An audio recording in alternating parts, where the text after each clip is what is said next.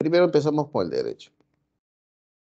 Hay dos enfoques del derecho. La teoría naturalista, que dice que el derecho es inherente al ser humano, ¿no?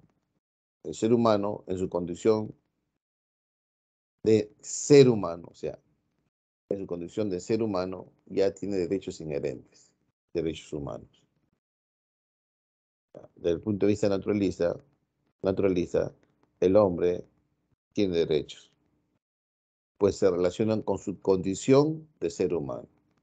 Al ser humano, ya es poseedor de ese bien jurídico que se llama derecho humano. ¿Y qué le queda? Le queda que los estados tengan que reconocer en sus normas jurídicas ese derecho. O sea, profesor, los derechos humanos son antes del Estado, desde el punto de vista naturalista, ¿eh? ¿Por qué? Porque esos derechos humanos ya nacieron o se formaron con el ser humano. En cambio, desde el punto de vista, en cambio, desde el punto de vista positivista, los positivistas primero dicen que tiene que haber una constitución, o sea, se tiene que formar un Estado.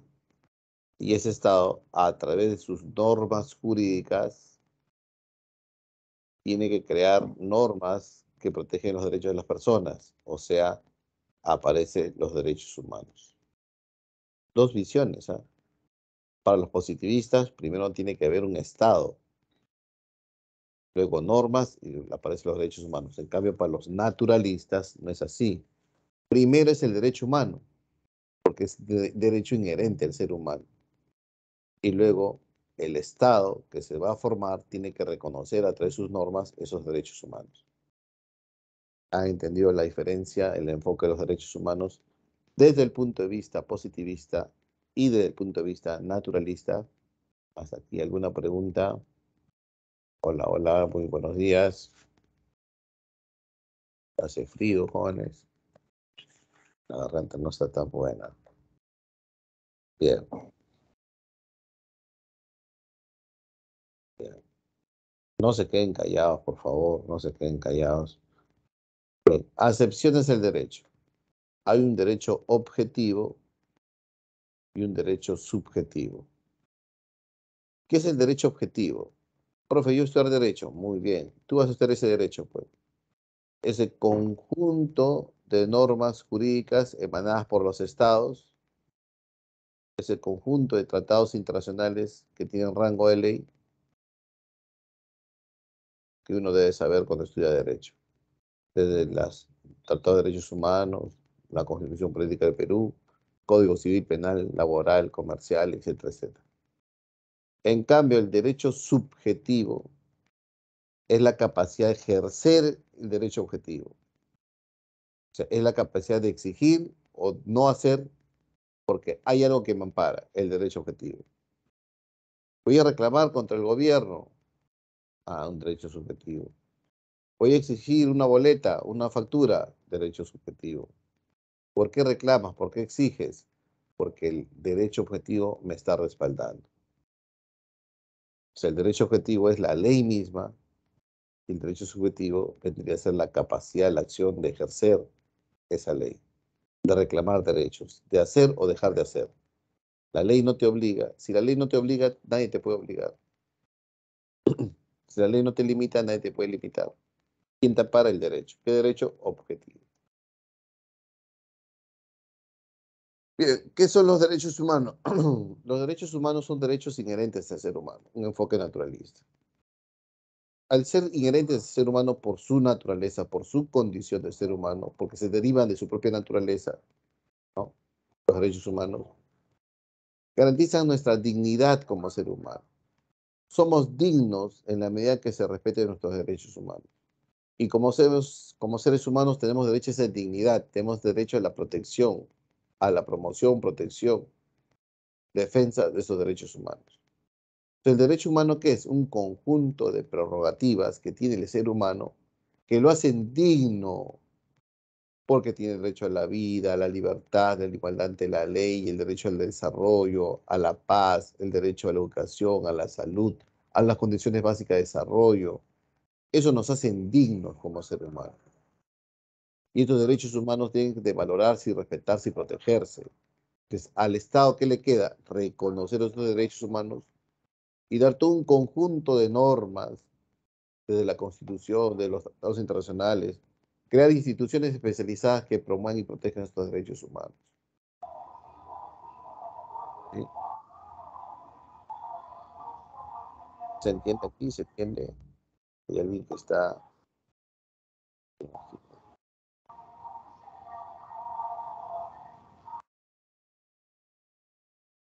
¿Ha entendido? Esos son los derechos humanos. Esos derechos humanos nos hacen dignos. Y vamos a ver qué es, ¿no? Derecho primera, segunda y tercera generación. ¿Está bien? Bien. Ahora, como estos derechos humanos son importantísimos, ¿sabes dónde está?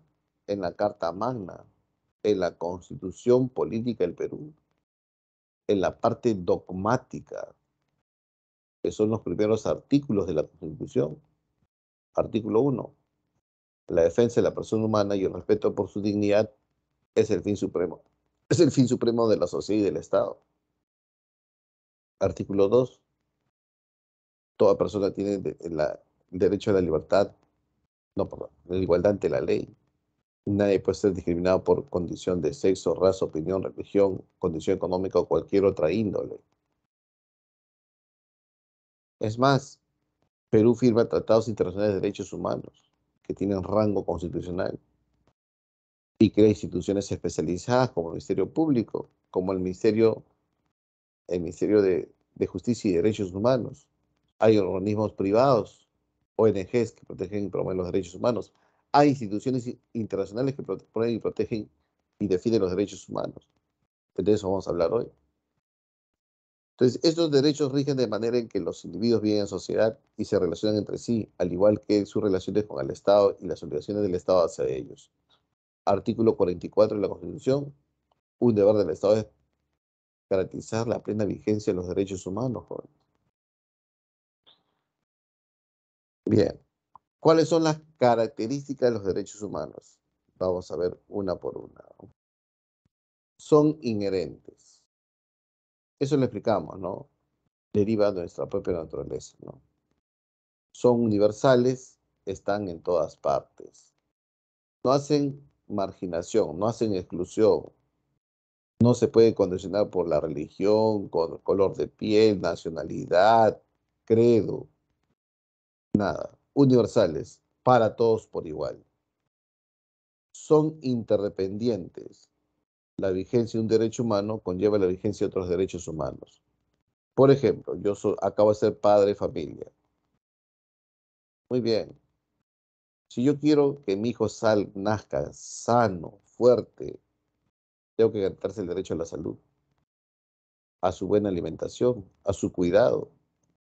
Pero yo cómo sé qué días lo tengo que llevar a vacunar. ¿Cómo sé que si la vacuna le toca el día de mañana? Tengo derecho a una información. El de estar bien informado significa que también puedo garantizar el derecho a la salud de mi hijo. Ambos son derechos humanos. El acceso, el acceso a la información es un derecho humano. El acceso a la salud es un derecho humano y están interdependientes. Son indivisibles. Los derechos humanos son un bloque compacto. Ahí está. No se pueden separar. No se pueden jerarquizar los derechos humanos. No podemos decir que hay derechos grandes y derechos pequeños. Todos los derechos humanos, como promueven, defienden y garantizan nuestra dignidad como ser humano, todos son importantísimos. Entonces no podemos decir que el derecho a la vida es más importante que el derecho a la libertad. Si bien es cierto, el derecho a la vida es un condicionante, no hay derecho humano grande y derecho humano pequeño. Todos son un bloque compacto que protege nuestra dignidad como ser humano. Son inalienables, no pueden ser objeto de cesión, de despojo, ¿no? De negociación. inalienables. ¿Está bien? Se dice que los terrenos de las comunidades campesinas e indígenas son inalienables. Significa que el Estado no se lo puede despojar, no se lo puede arrebatar. Son imprescriptibles porque los derechos humanos, una vez que llegan, se quedan para siempre. No caducan, no tienen fecha de vencimiento. A eso se llama la imprescriptibilidad de los derechos humanos. No es como una botella de yogur o un tarro de leche que tú ves y ves la fecha de vencimiento, ¿no? Los derechos humanos no tienen fecha de vencimiento, no tienen fecha de vencimiento, son para toda la vida. Llegan, se conquistan y se quedan para toda la vida. ¿Sí? Son incondicionales. Al decir que son incondicionales, no puede ser sometido a qué cosa, a condiciones para cumplir derechos humanos, ¿no? Inviolables, los derechos humanos son inviolables, aunque se vulneran derechos humanos, ¿no? La violación de derechos humanos conlleva una sanción. Violar derechos humanos implica que ese delito no prescribe. La no prescripción, ¿qué significa la no prescripción? Ese delito no pasa de moda. Ese delito no va a vencer. Por más que uno no se esconda el violador de derechos humanos, como es gobernantes, es militares, 20, 30, 40, 50 años, se lo captura y se lo enjuicia. Los delitos de derechos humanos son imprescriptibles. Se cometió y tiene que tener una sanción tarde o temprano. Hay delitos que prescriben, jóvenes. Antes la corrupción en Perú prescribía. Estaba de moda ser presidente e irse a España. Prescribía el delito. Ahora ya no. Por más que pasen los años, la corrupción no prescribe como delito. Lo mismo ocurre aquí. Por más que pasen los años, los delitos contra los derechos humanos, la violación de derechos humanos es un delito que no prescribe. Muy bien. Preguntas, por favor. Preguntas, preguntas. ¿Alguna pregunta por aquí? Por allá. Preguntas.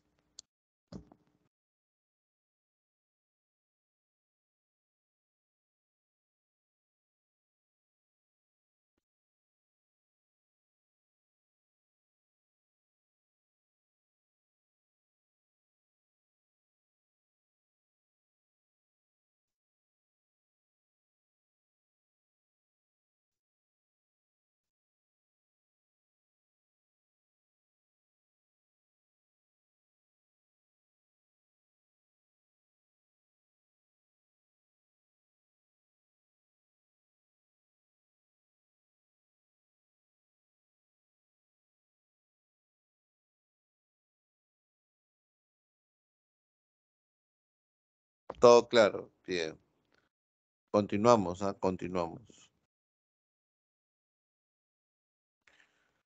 Evolución de los derechos humanos. Los derechos humanos, jóvenes, los derechos humanos se dividen en tres generaciones.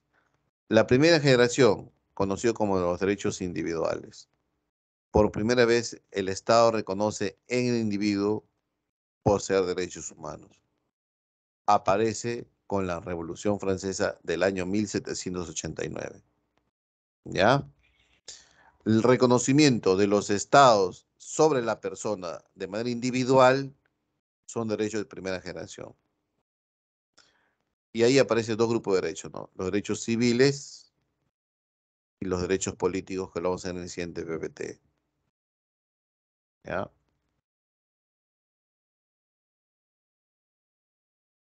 Esto fue el año 1789, ¿no? Revolución Francesa. 10 años después o 100 años después aparecen los derechos colectivos o segunda generación. ¿Por qué colectivos? Porque el Estado reconoce los derechos ya no a una persona, sino a un grupo de personas. Exactamente a la clase proletariada, a la clase trabajadora. Los derechos de una generación se comenzaron a reclamar a fin del siglo XIX, en los grandes movimientos de la clase obrera, huelgas, paros, demandas sociales de la clase obrera. ¿Qué reclamaban? Derecho al trabajo, a las 8 horas, a la remuneración justa, a la huelga, al sindicato, a la seguridad social, a la pensión, a la educación, a la salud. Eso reclamaban los trabajadores. O sea, Europa y Estados Unidos eran constantes movimientos sindicalistas, ¿no? Eso es. Y fue al siguiente siglo, a inicio del siglo XX, exactamente, en el periodo de la Primera Guerra Mundial, 1914-1919, que por primera vez un Estado reconoce los derechos de segunda generación. La Constitución de Querétaro, México, fue la primera constitución del mundo en reconocer el derecho a las 8 horas laborables y el descanso dominical.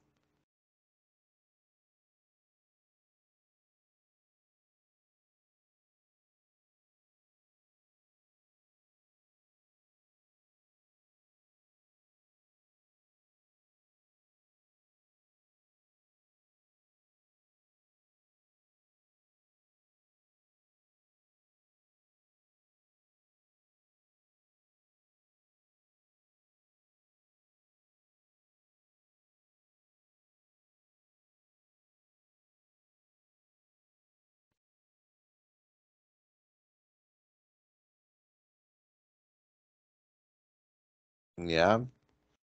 Entonces, el reclamo fue a fines del siglo XIX y la cereza que se le puso a la torta fue en el periodo del año 1914-1919. Ahí está la consagración de los derechos de segunda generación. Y los derechos de tercera generación, profesor, aparecen después de la Segunda Guerra Mundial, el año exactamente 1948, cuando en París, Francia, la Tercera Asamblea General de las Naciones Unidas proclama la famosa Declaración Universal de los Derechos Humanos. Esta declaración es un acto propositivo, o sea, lo que está haciendo las Naciones Unidas, ¿no? Está proponiendo un grupo de derechos humanos que se consagra en 30 artículos. Y le dice a los estados, mira, aquí tengo 30 artículos, ¿quién lo toma? Es un acto propositivo, ¿sí? Está proponiendo esto. Y algunos, pues, algunos estados al año siguiente, al Perú le tardó 11 años en decir, yo también lo quiero, para mis ciudadanos. Son conocidos como derechos de los pueblos o solidarios, los derechos de tercera generación. Entonces, en resumen, tenemos derechos de primera generación, ¿no? 1789, Revolución Francesa, derechos individuales. Segunda generación, final del siglo XIX, la consagración Primera Guerra Mundial, derechos colectivos, derechos económicos, sociales y culturales. Y la tercera generación, 1948, ¿no? Fin de la guerra, de la Segunda Guerra Mundial, que son derechos solidarios de los pueblos. Entonces vamos a ver uno por uno. Derechos de primera generación. Aparecen los derechos civiles y políticos. Derechos civiles, aquí están, ¿ve?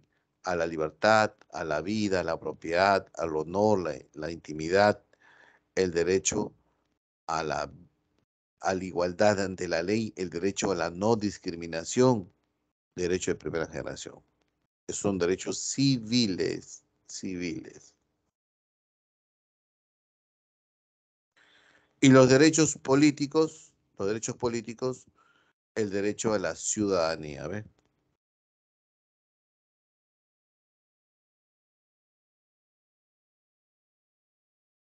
El derecho a la ciudadanía. Entonces, estos dos grupos de derechos forman parte de los derechos de la primera generación.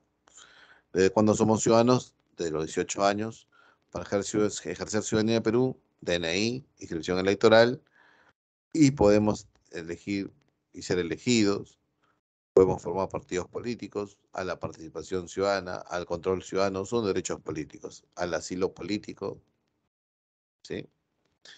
Los derechos de segunda generación de la clase obrera, ¿no? Proletaria, ¿sí? En derechos económicos y sociales. Los económicos y sociales, al derecho al trabajo, y si trabajo 8 horas, a la vida digna, educación, cultura, descanso diario, semanal, vacaciones, derechos a la salud, a la pensión, etcétera, etcétera.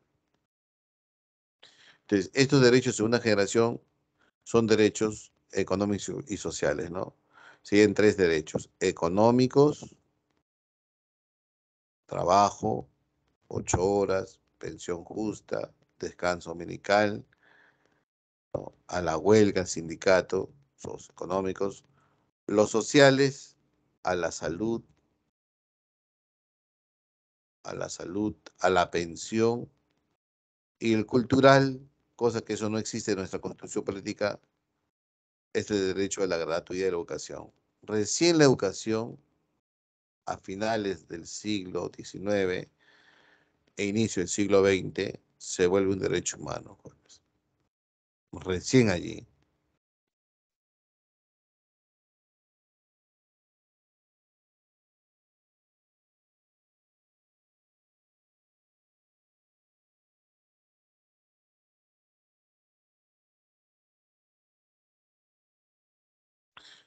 Y los derechos de tercera generación, los derechos de tercera generación aparecen después de la Segunda Guerra Mundial, que son derechos solidarios, derechos de los pueblos, a la paz, al ambiente sano, al desarrollo, al disfrute del patrimonio común.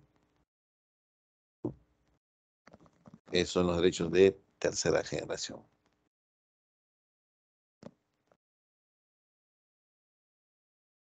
Bien, continuamos. ¿Preguntas, jóvenes? ¿Preguntas? ¿No hay preguntas? Bien, ahora vamos a ver los instrumentos jurídicos internacionales de protección de derechos humanos, ¿ya? A nivel global, a nivel global, hay un documento que es el más importante de derechos humanos. ¿Cuál es, profesor? La Carta Internacional de Derechos Humanos.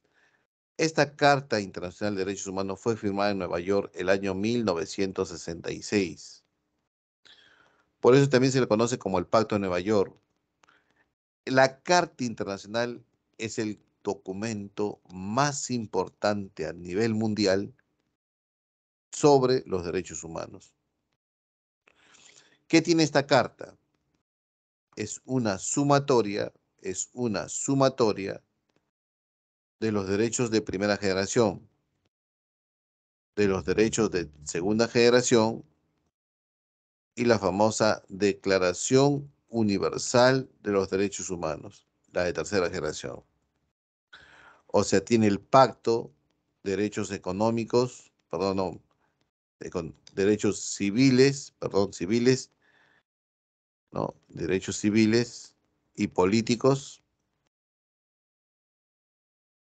Tiene el pacto, derechos económicos, sociales y culturales, y tiene la famosa Declaración Universal de las Naciones Unidas. ¿Ven? Es el documento más importante de derechos humanos en la actualidad. Claro que esta Declaración Universal de los Derechos Humanos, que forma parte del derecho de tercera generación, tiene 30 artículos, ¿no? 30 artículos. Y el Perú se adhirió a este derecho recién en el año 1959, 11 años después. Bien, preguntas, preguntas, jóvenes.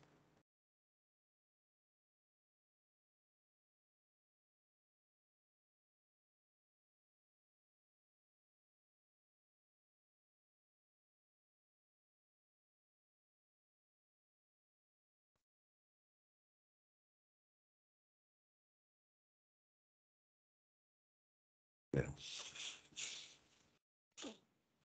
No hay preguntas, continuamos entonces. Entonces, ¿cuál es la pertinencia de la Declaración Universal de los Derechos Humanos? A ver, la Declaración Universal de los Derechos Humanos, como indica su título universal, lo que significa que implica a todas las personas en todos los países del mundo, aunque no es legalmente vinculante. Esto me interesa mucho. No es legalmente vinculante. O sea, con la Declaración Universal de los Derechos Humanos, las Naciones Unidas no está obligando a los estados soberanos independientes a incluir estos 30 artículos a su carta legislativa, a sus normas jurídicas. No, sino es un acto propositivo. Está diciendo, aquí tengo un paquete de derechos humanos. ¿Quieres hacerlo tuyo? ¿Deseas o no? Así es más o menos. ¿Ya? No es vinculante.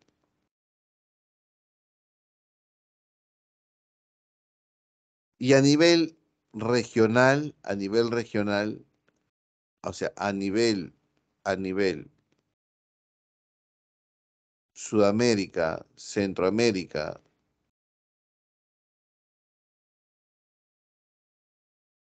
y Norteamérica, tenemos los instrumentos o el sistema interamericano de derechos humanos. Este sistema interamericano de derechos humanos, ¿no? engloba a la Convención Americana de Derechos Humanos, más conocida como el Pacto de San José de Costa Rica, y a su vez este Pacto de San José tiene dos brazos, la Comisión y la Corte. La Convención Americana de Derechos Humanos, conocida como el Pacto de San José de Costa Rica, fue suscrita el año 69 en San José, Costa Rica, y entró en vigencia el año 78. Ya, bien. Esta convención obliga, a través de la Corte Interamericana de Derechos Humanos, a que los Estados partes del desarrollo progresivo de los derechos económicos, sociales y culturales contenidos en la Carta de la Organización de los Estados Americanos, como medio de protección de los derechos, libertades. Ah, profesor, entonces, ¿la convención que protege o el pacto que protege los derechos humanos de las personas? ¿Cuándo va a intervenir el pacto a través de la convención o la Corte? Cuando instituciones del Estado, el propio Estado, vulnerase los derechos humanos de las personas, de los pueblos, ya, así. Jamás intervendría problemas entre Estado y Estado. No, las controversias jurídicas entre un Estado versus otro Estado, eso no le compete al pacto de San José de Costa Rica. Esto le compete a las Naciones Unidas, a la ONU. ¿A través de quién?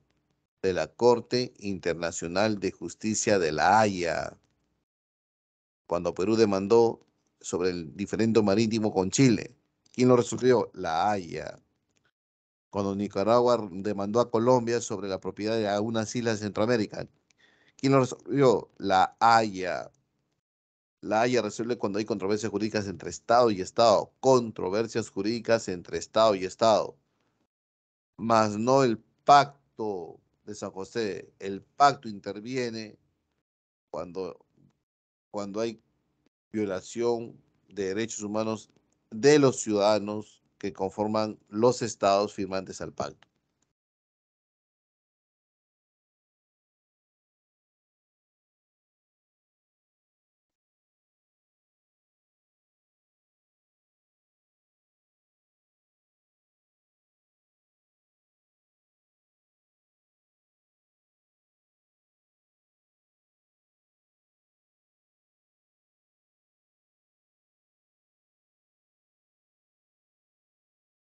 Bien, preguntas. Ya han tenido claro, ¿no? Bien. Ahora, ese pacto que protege el derecho a la vida y una indemnización, estamos hablando del Pacto de San José de Costa Rica, tiene dos brazos. La comisión. ¿Qué hace la Comisión Interamericana de Derechos Humanos? Fácil y sencillo. Tiene su sede en Washington, pero viene al Perú. Es más, tiene comisionados en el Perú. ¿Qué están haciendo? Están observando y están promoviendo y están defendiendo los derechos humanos de las personas frente al Estado. Es un órgano no judicial. Entonces, cuando un ciudadano o ciudadana o un conjunto de personas siente que se ha vulnerado sus derechos humanos en el país, recurre al Poder Judicial y demanda al Estado o a instituciones del Estado. Se llega hasta la Corte Suprema de Justicia. Si la Corte Suprema de Justicia falla en contra de esa persona o ese conjunto de personas, entonces ya agoté todas las instancias nacionales de justicia. y presente una denuncia ante la Comisión Interamericana. La comisión es el filtro. Aquí va por primera vez la denuncia. El comisionado puede venir desde Washington al Perú, o simplemente hay comisionados aquí en el Perú y está leyendo el expediente, está viendo que hay indicios claros de que el Estado ha vulnerado derechos humanos de un colectivo de personas, una persona, y dice, muy bien, que el caso se resuelva en la corte.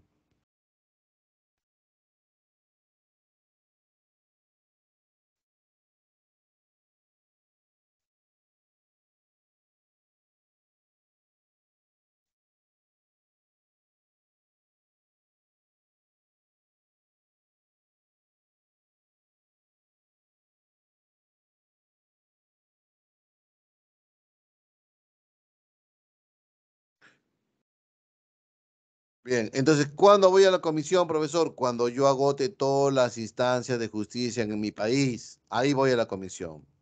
¿En qué casos hay excepciones? En dos casos, cuando la justicia tarda y dos, cuando no tengo los medios económicos suficientes para yo ir a demandar al Estado en la justicia peruana. Ahí de frente mi caso puede ser demandado ante a la Comisión Interamericana. Primero la comisión. Luego que la comisión hace la promoción y la protección y lee el expediente, dice, el caso que pase a la corte. Y la corte lo va a revisar. Y la corte es justicia, pues aquí hay jueces. Entonces llama a la parte afectada, ¿no? A Costa Rica, ahí está la Corte Interamericana de Derechos Humanos, llama al Estado y la corte examina el caso y sentencia.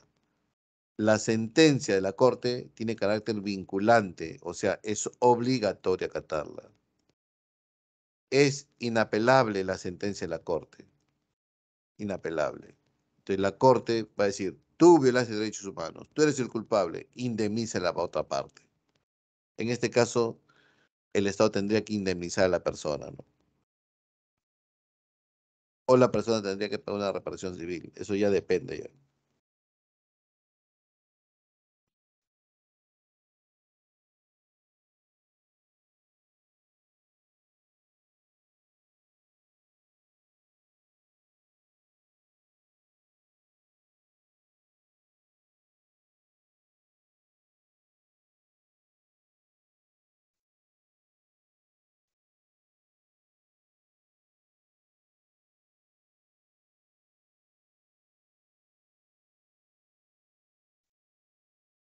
Bien, y la Carta Democrática Interamericana defiende la democracia participativa en los países del continente americano, ¿no? Países de la OEA. Protege la democracia participativa, promueve la democracia, promueve la independencia de los poderes del Estado, promueve la supremacía del ciudadano, su derecho a la vida, libertad, opinión, expresión. Esa es la Carta. Entonces, si se vulnera los derechos humanos en los países miembros de la OEA, no se puede aplicar la Carta, la famosa Carta Democrática Interamericana. Bien.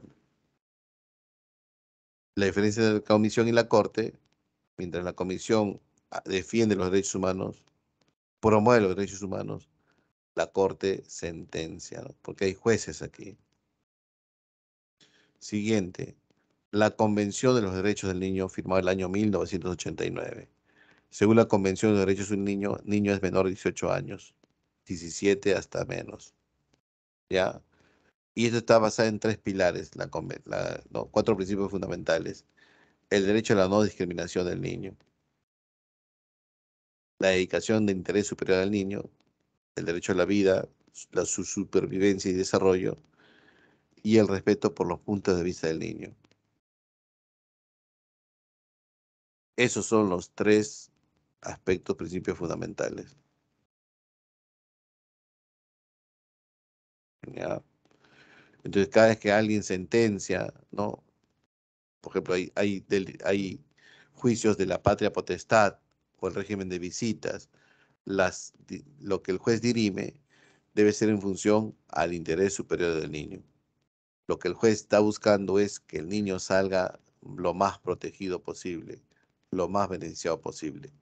A eso se llama interés superior al niño. ¿Ya? Bien. Preguntas, jóvenes, preguntas hasta aquí, preguntas, por favor.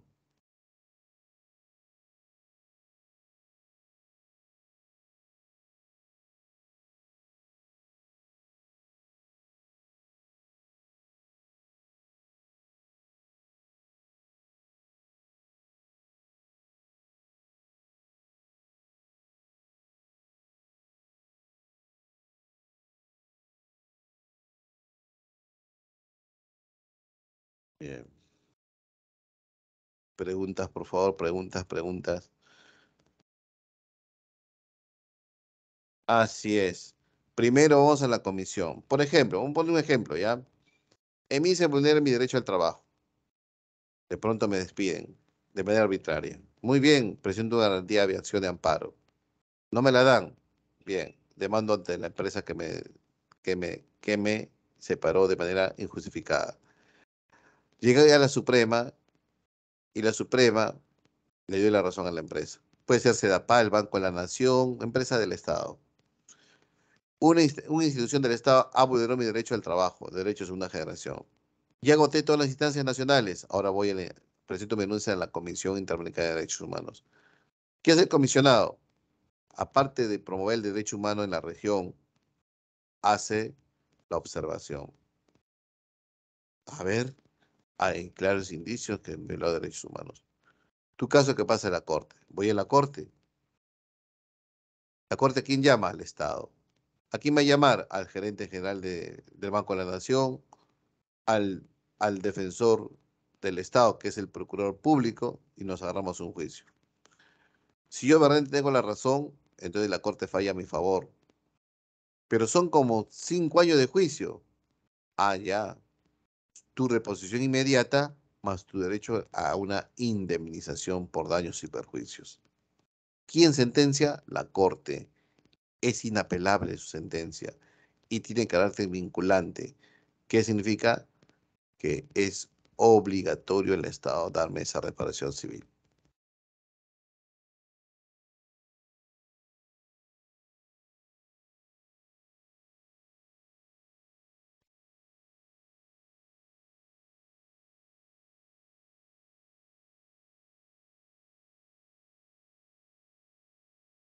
¿Alguna otra pregunta? ¿Preguntas?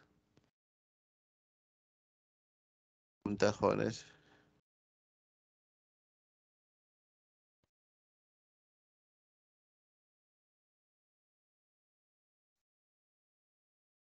Ah, le cuento un caso, ¿ya?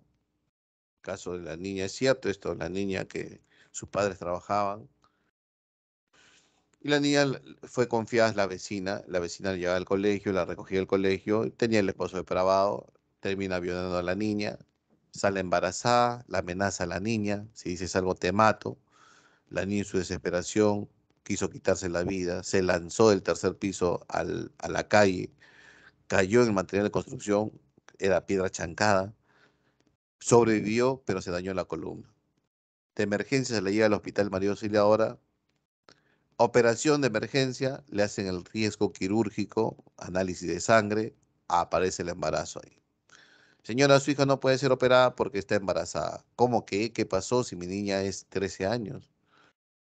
Bueno, al margen de la violación, y eso va a venir por el poder, ¿no? La investigación del caso, la familia la retira a la niña del hospital María Auxiliadora y se le lleva a la salud. Estaba asegurada la niña. En el de salud, lo mismo. Su hija está embarazada, no se puede operar, así que esperemos que dé a luz y la operamos. Bien.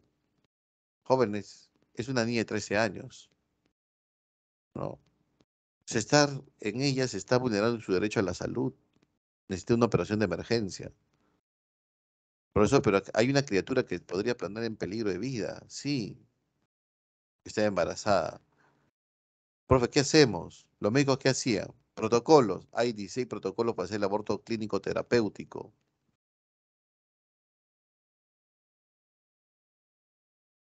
¿Ya? Muy bien, no la operaron. La salida, los médicos que convencieron a los padres, es decir, que la niña dé a luz y de ahí la operamos. La niña da luz, se espera un momento, unos días, unas semanas y la operan, parapléjica. y daño irreversible. ¿Por qué? Porque como la operación era de emergencia, ¿no? Ese daño a la columna pasó mucho tiempo, sale callos en los huesos, ¿no? En las articulaciones, irreversible el daño. ¿Han entendido? Muy bien. El abogado de la familia demandó a Salud y al Hospital Mauricio Laura al Poder Judicial. Motivo, violación a la salud de la niña. Si agarraron un juicio, jóvenes, de años, ¿ah? Llegaron hasta la Corte Suprema de Justicia. Y la Corte Suprema falló a favor de Salud y el hospital. El abogado dice, vamos a apelar. ¿Pero dónde apelamos si la Corte Suprema es la máxima instancia? No se preocupen. ¿Agotamos toda la instancia nacional? ¿Sí o no? Sí. Ahora vamos a la internacional. Como el Perú es firmante del Pacto de San José, Costa Rica, conocido como la Convención Americana de Derechos Humanos, la denuncia se hace ante la Comisión Interamericana de Derechos Humanos. La Comisión Interamericana de Derechos Humanos recibe la denuncia, se empapa del caso, incluso pueden viajar de Washington al Perú a ver ese caso, pero hay comisionados aquí en el Perú. Hace la observancia y dice, sí, hay indicios que pasa a la Corte. A la Corte, o sea, va a Costa Rica ya, la familia con el abogado, va el procurador público que defiende los intereses del Estado del Hospital Mario Silore y el de Salud y se inicia el juicio. En ese juicio, jóvenes, la Corte Interamericana de Derechos Humanos falló a favor de la familia. Como el daño era irreversible, exigió al Estado una reparación civil a favor de la familia. Creo que fue de 5 millones de soles, creo. Algo así ha sido. Es un caso que lo he leído en la revista Somos hace varios años ya. Pero hay una excepción, profesor. La excepción es la siguiente. Si la justicia tarda en el Perú, yo puedo denunciar a la comisión. Una, tardanza injustificada. Y dos, si yo no tengo acceso a la justicia porque mis capacidades adquisitivas son bajas, mi salario es bajo, estoy en pobreza, puedo hacer la denuncia ante la comisión. Muy bien. ¿Se entendió, jóvenes? Profe, ¿y si hay controversias jurídicas entre dos países, como Guatemala y El Salvador, como Bolivia y Chile? Ahí no interviene para nada la Comisión Interamericana ni la Corte Interamericana de Derechos Humanos. Eso, ¿quién va a tratar de solucionar? Es las Naciones Unidas, la ONU, a través de la Corte Internacional de Justicia, la Haya. Bien, jóvenes. Preguntas, por favor. Preguntas hasta aquí.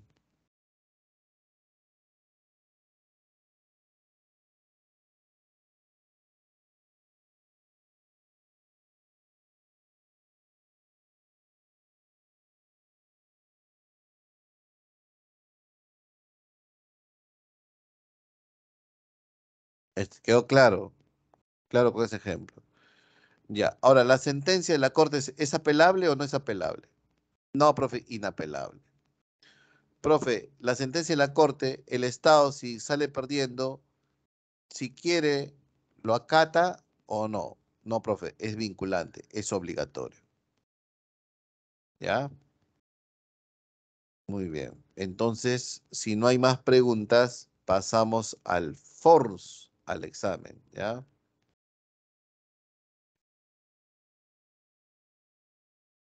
Entonces, a ver, ¿quién lanza la dirección?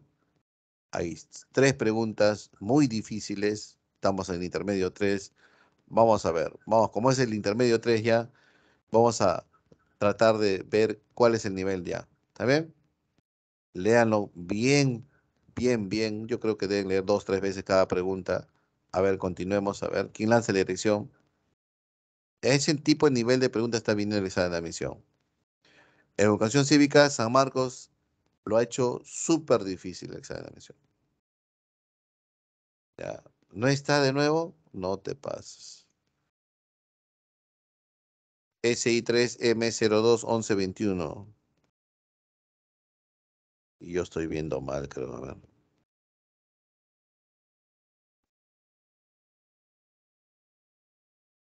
02 11 21 B. Sí, jóvenes.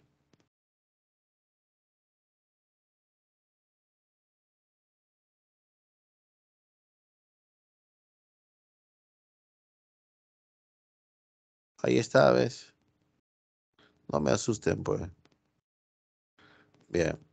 Gracias, Michelle. Empezamos, por favor. Gracias, Carlos. Léelo 2 veces, 3 veces, joven. Hay tiempo. Mira, hay tiempo. Imagina que este fuera tu examen de admisión. Hay 60 puntos ahí.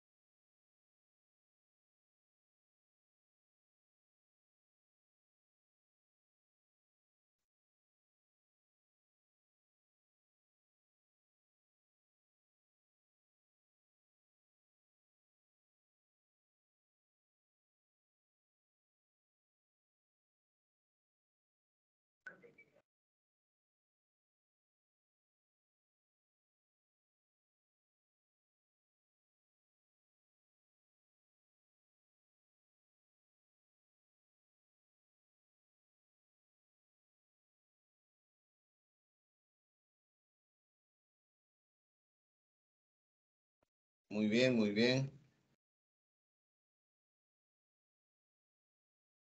Ya transcurrieron los 10 minutos, ¿no? Bien, dentro de un minuto cerramos el examen, ¿ya? Vamos a ver si la 2 está bien. A ver.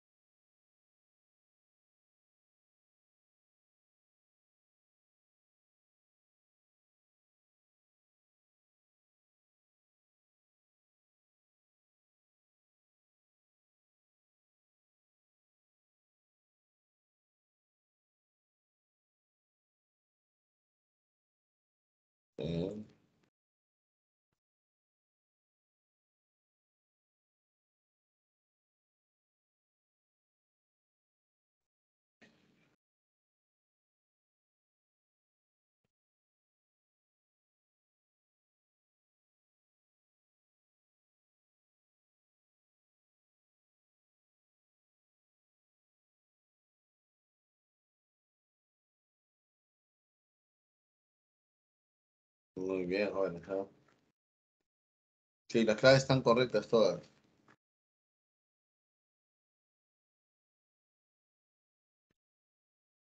Bien, son 28 preguntas, o perdón, hay 28 respuestas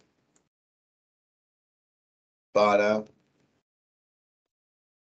para 55, por favor. Mira, son 55 participantes de 28.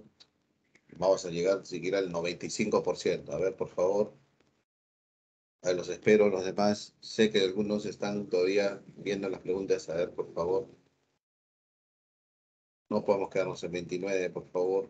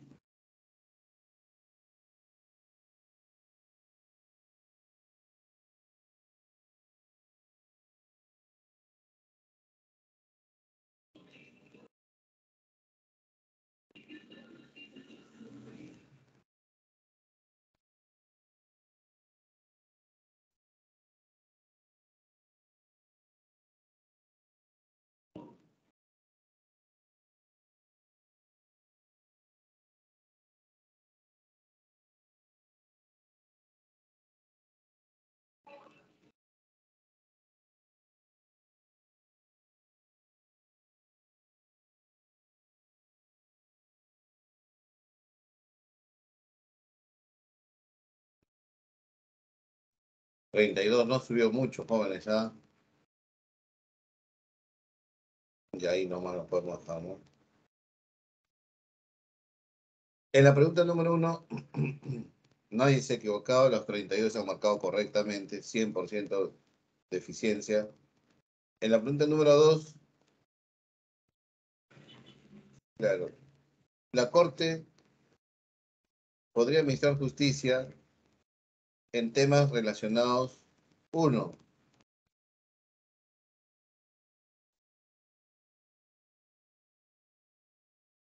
ya,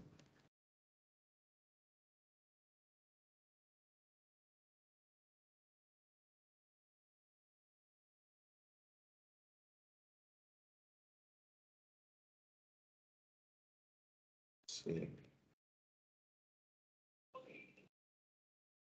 bien, claro, aquí está la, sí, ¿no?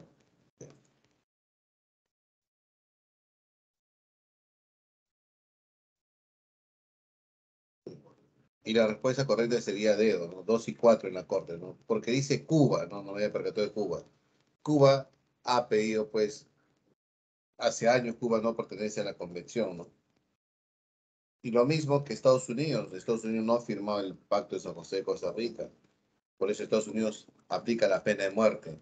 Miren, con el Pacto de San José de Costa Rica, con la Convención Interamericana de Derechos Humanos, se protege el derecho a la vida y el derecho a una indemnización. Y aquí quería recalcar esto. ¿Cuándo, cuándo existe pena de muerte en el Perú y en el continente americano?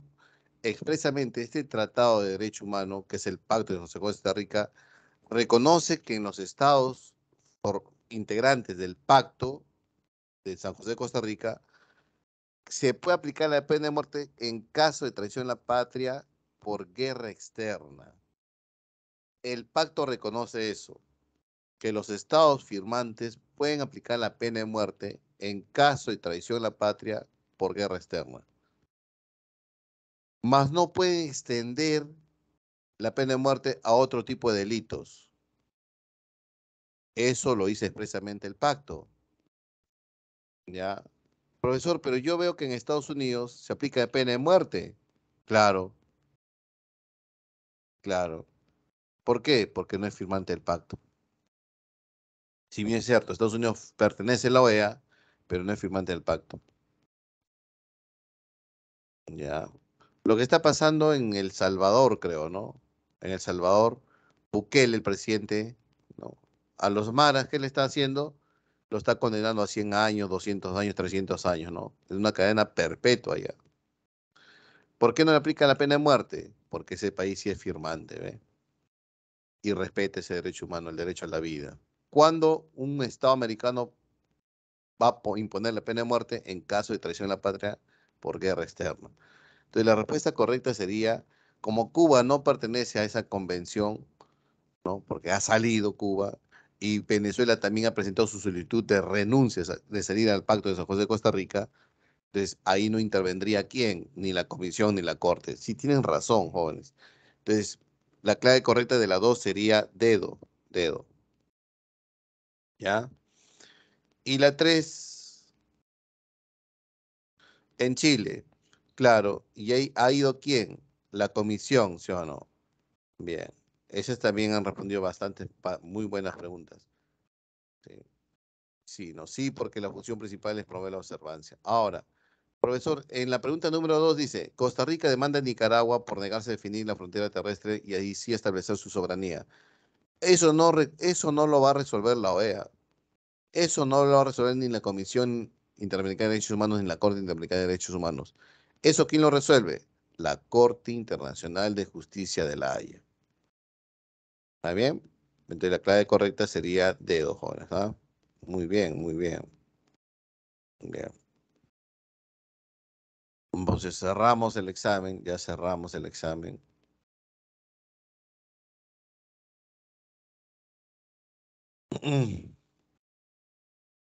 Y vamos a resolver algunas preguntas, ¿ya? Atentos, por favor.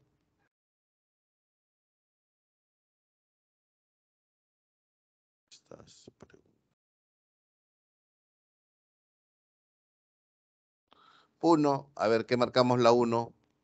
Todos con la uno, por favor. Ya está bien la pregunta.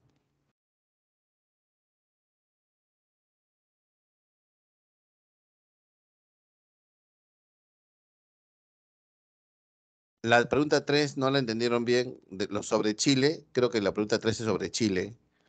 A continuas protestas multitudinarias de Chile traen como consecuencia desmanes, arrestos arbitrarios y hasta muertes.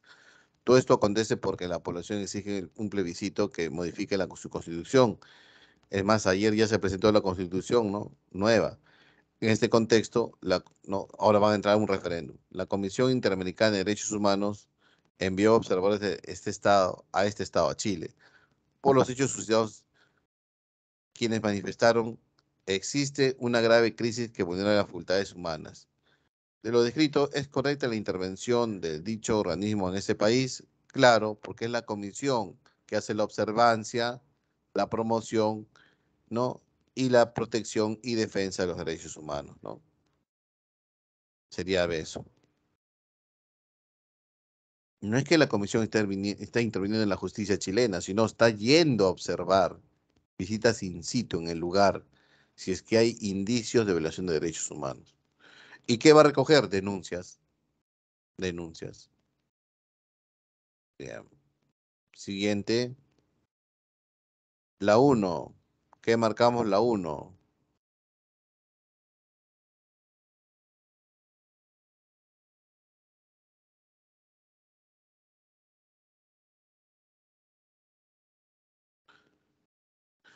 Trabajará para la población en general a fin de que puedan alcanzar una vida digna.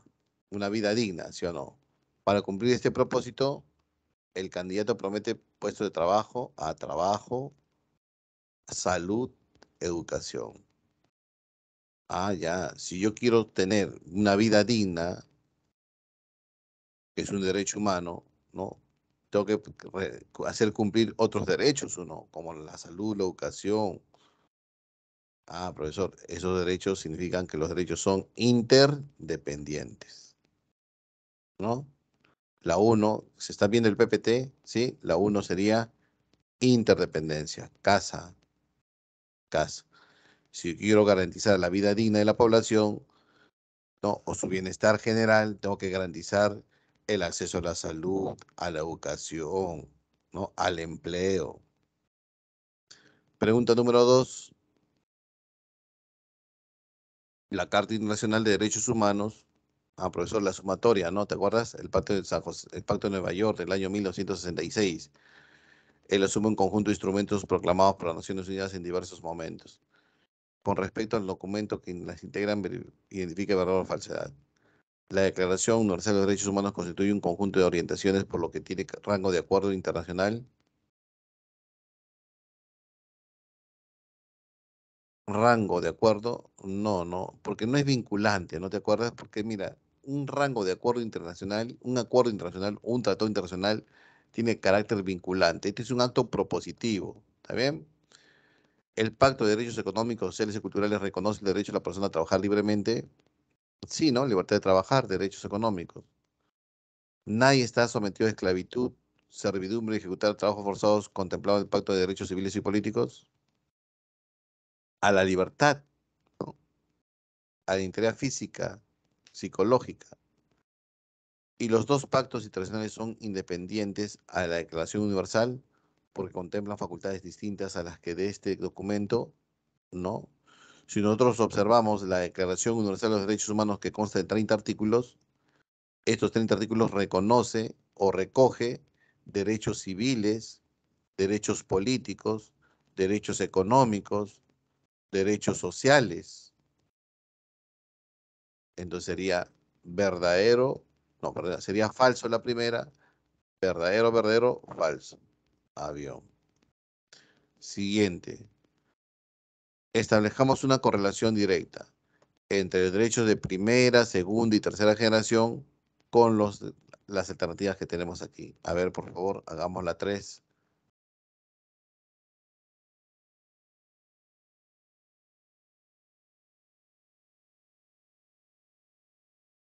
Hagamos la 3, por favor.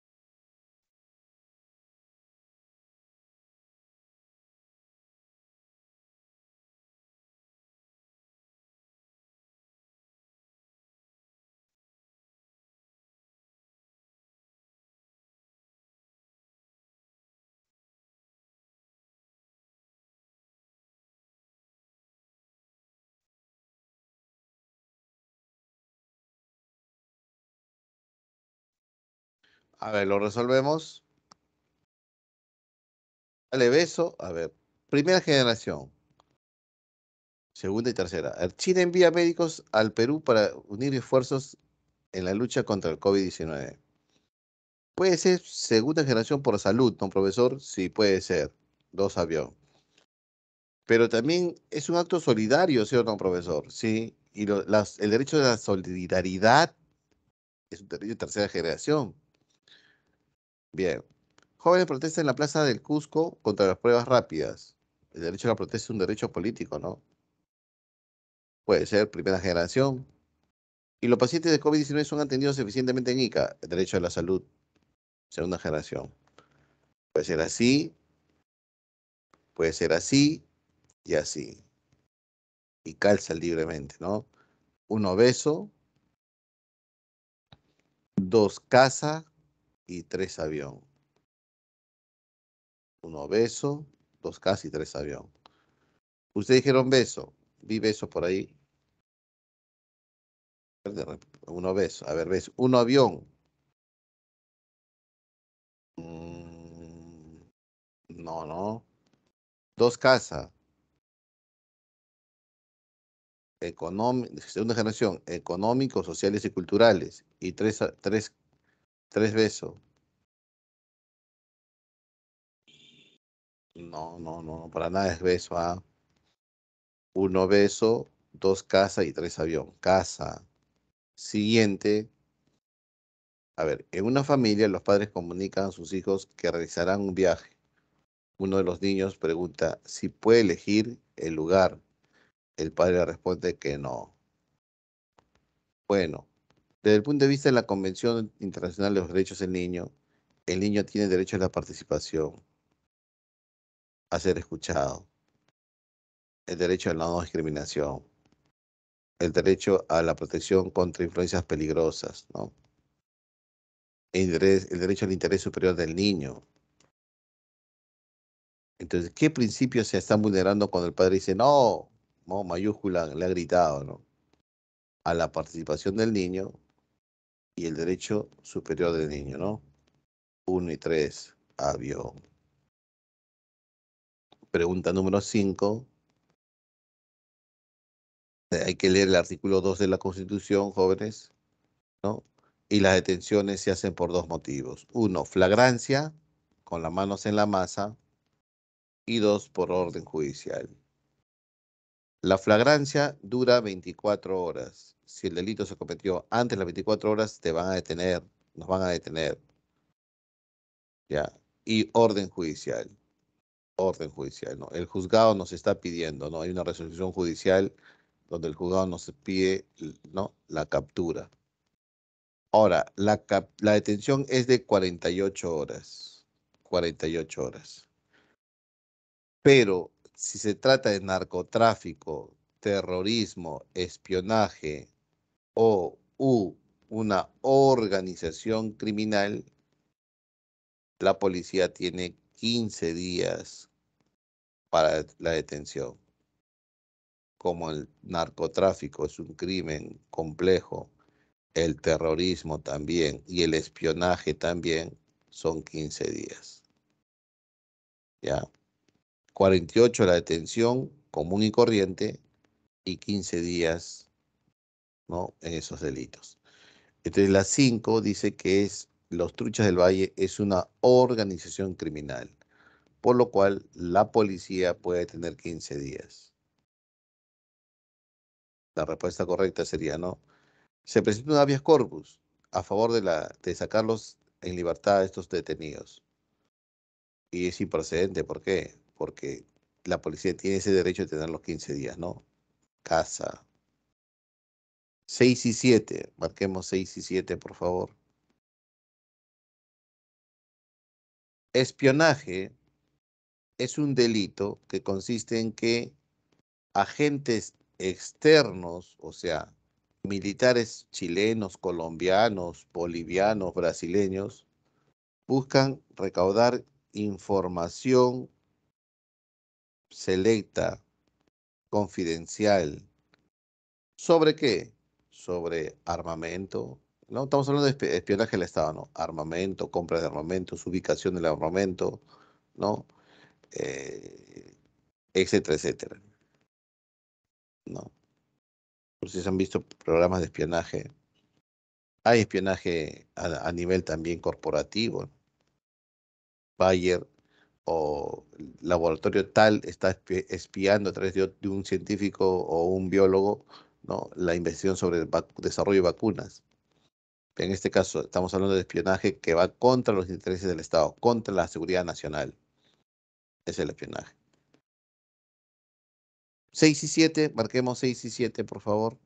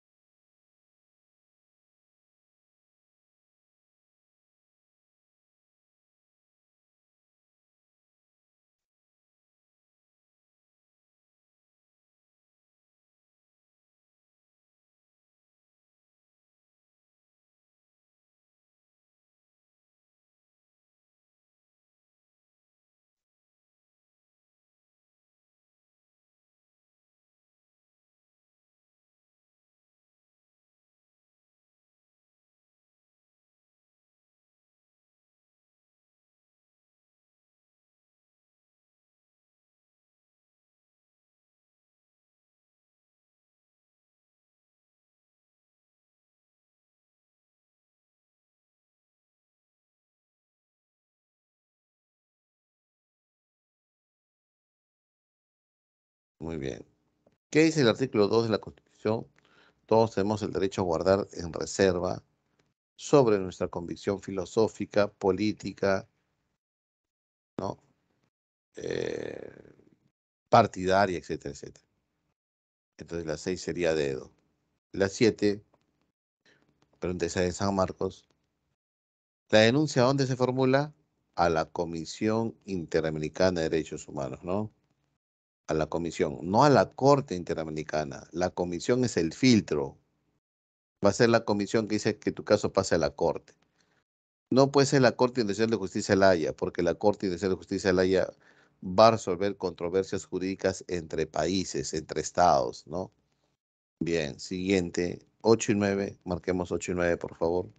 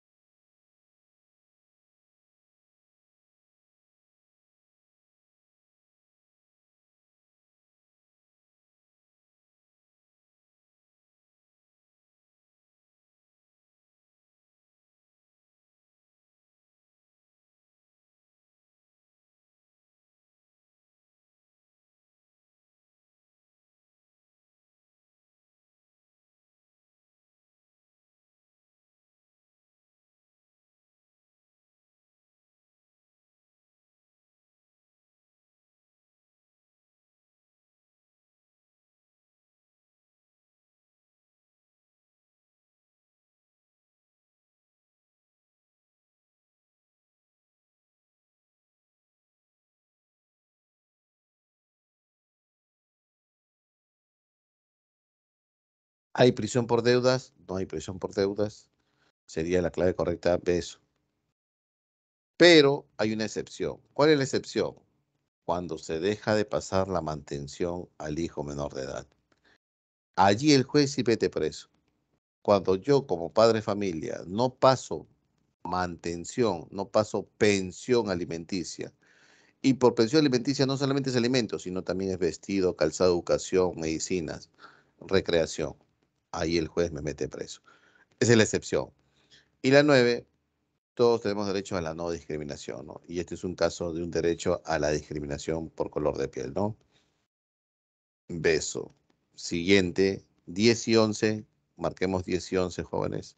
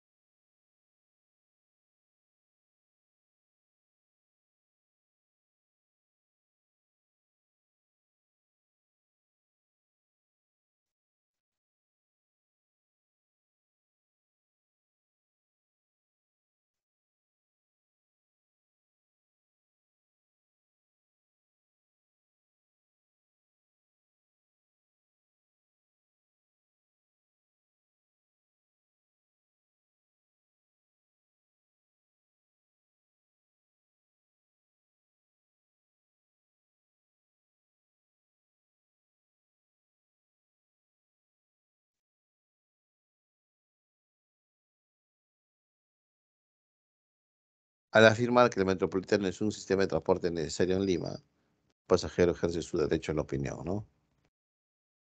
Y no hay delito de opinión, dice, ¿ah?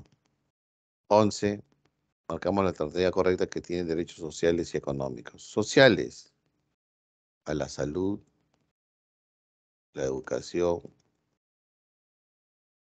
la pensión. Y económicos, al trabajo, a formar sindicatos, etcétera, etcétera, ¿no?